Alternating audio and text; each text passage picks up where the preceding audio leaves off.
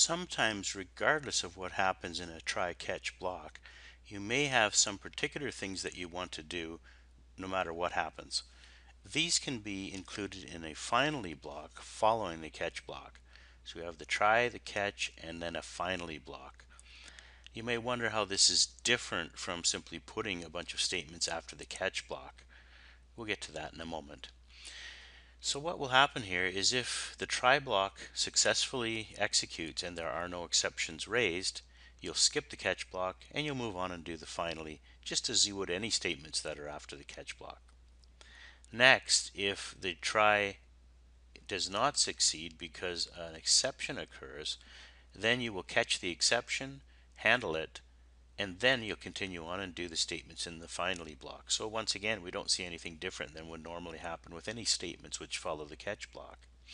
However, now let's consider that an exception occurs within the try block, and that means we bail out of the try block, but when we go to catch it, it turns out that it's not the exception we were designed to catch, it's some other exception.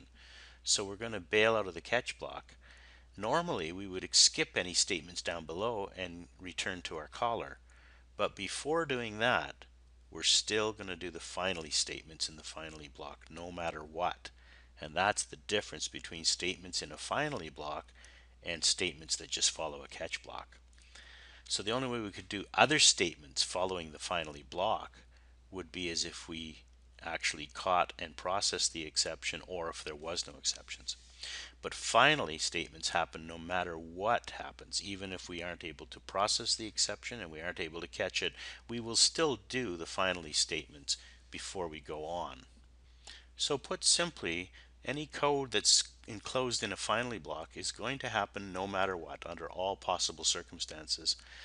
In some cases, you might not even want to have a catch block because you intend for your caller to deal with any exceptions that get thrown. And that's fine, but if you have a finally block, it will still, in that case, execute. You might wonder, well, why would you want to do this? And what situation would involve wanting to do some particular things no matter what? And one of the best examples of that is when you're doing I/O programming and you've got, say, a file open, and even though something bad has happened, you still want to close the file gracefully and properly and make sure that the buffer is flushed and so on and so forth.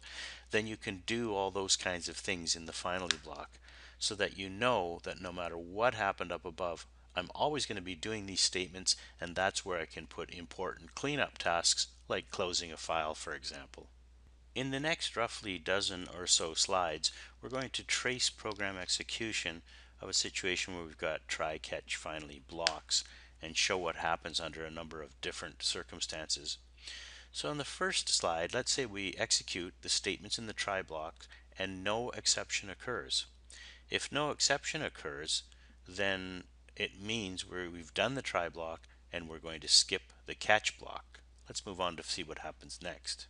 As you can see, we've indeed skipped the catch block because there was no exceptions, and now we go ahead and do the finally statements because they happen, and they happen all the time, and they happen immediately after the try catch block no matter what.